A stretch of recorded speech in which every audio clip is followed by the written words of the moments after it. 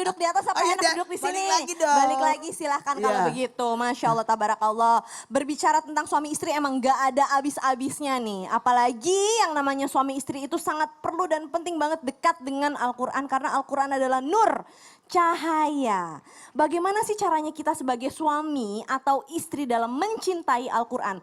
Insya Allah kalau dikasih kelebihan bisa mentadaburi, bisa menghafal Al-Quran seperti Ustadz Syam. Tapi minimal kalau kita udah gak punya kemampuan untuk menghafal, gimana caranya Ustadz Syam? Sebagai istri atau suami itu dalam mengajak pasangannya untuk mencintai Al-Quran, membuka Al-Quran. Karena bener loh Ustadz Syam, susah, sangat berat banget rasanya buka Al-Quran kalau gak biasa. Tapi kalau udah biasa tuh rasanya nikmat.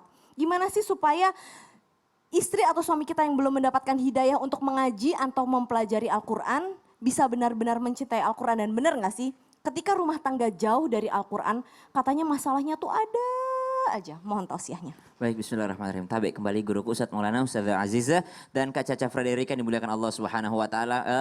Dekat dengan Al-Qur'an kita mulai dari sekarang. Silahkan ibu-ibu membuka Al-Qur'annya surah An-Nahl. Surah An-Nahl itu karena kita dari tadi bicara tentang hidayah. Surah An-Nahl itu penuh kisah-kisah tentang hidayah. Surah An-Nahl penuh dengan kisah tentang hidayah. Dan di akhir surah An-Nahl ada satu kesimpulan yang Allah Subhanahu wa taala kasih. Ud'u ila sabili rabbika bil hikmati wal mau'izatil hasanah wajadilhum billati hiya ahsan inna rabbaka huwa a'lamu biman dhalla an sabilihi wa huwa a'lamu bil muhtadin.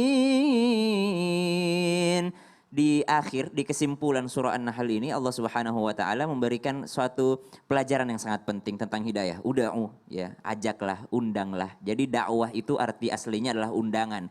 Undangan itu enggak mungkin kita ngundang itu sembrono.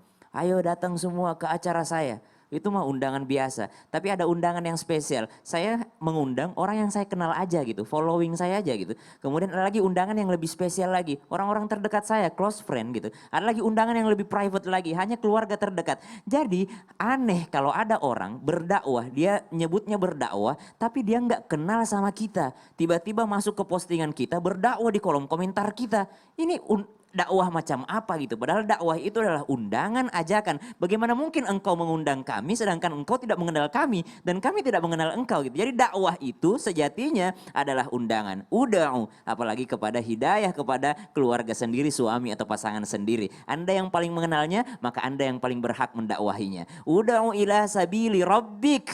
Ya Allah, tidak mengatakan uda'u ilal jannah, uda'u ilas sholah, uda'u ilal masjid. Tidak, tapi ila sabili rabbik. Tunjukin aja jalannya.